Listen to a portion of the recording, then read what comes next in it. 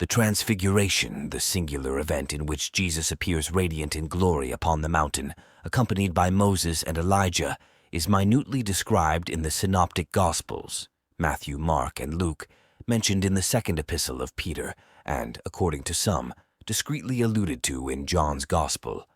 We have seen his glory, the glory of the one and only Son.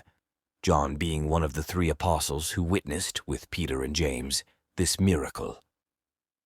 The Transfiguration is considered one of the 5 milestones of Jesus' life according to the Gospels, alongside his baptism, crucifixion, resurrection, and ascension, being the moment in which the divine nature of Jesus manifests itself through, or perhaps more accurately, in, his human nature, hence implying some sort of prefiguration of the resurrection, a preview of the glorified body.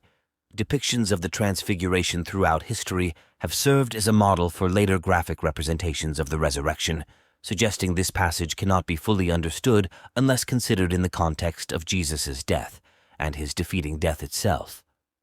The passage has surely also been read allegorically, as stressing the need for the transfiguration of the believer through the action of the Holy Spirit.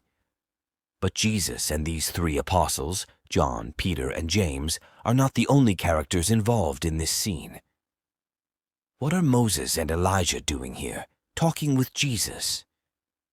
We can somehow easily understand Moses' presence.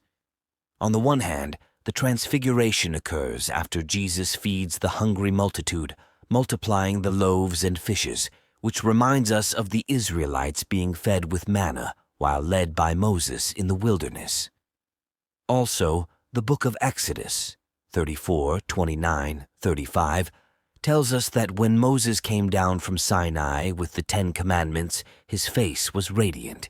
In fact, this passage is often referred to as the radiant face of Moses, just as Jesus' face shone like the sun during his transfiguration. These parallels would have surely been deeply and evidently meaningful, not only for the authors of the Gospels, but also for their early readers.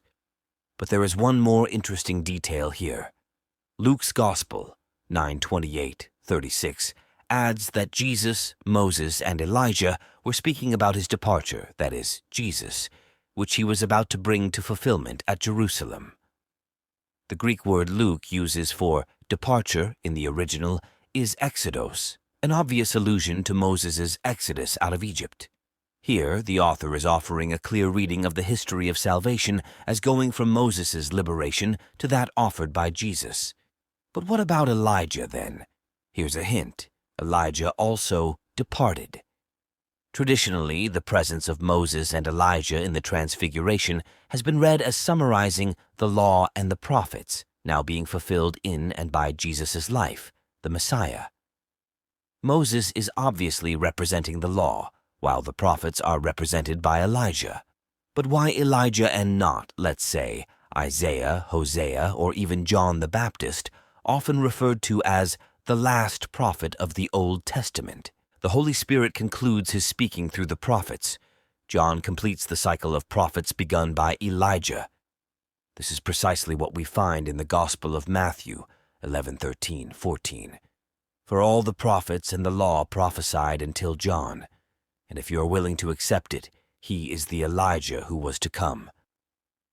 But why was Elijah yet to come, if the Baptist is the new Elijah who already came? And why is he talking to Jesus?